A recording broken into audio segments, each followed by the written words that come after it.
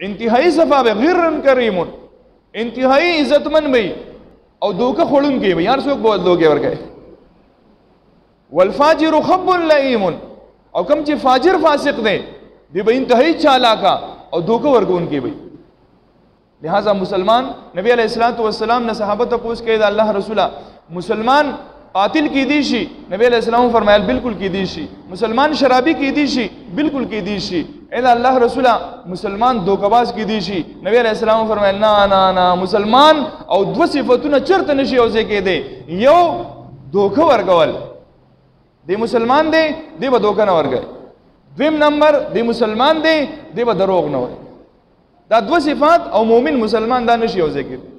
چې مومن مسلمان دی دروغ دیم وای مومن مسلمان دی او دوکه دیم ورګي نه دا مسلمان صفت نه او نن سبا زموږ د ټول امت مزاج د دوکه جوړ شوی شارټ کټ طریقه راته وخه چې زر مالدار شه بس شارټ کټ طریقه دا چې په پردوس مکو داوی کوا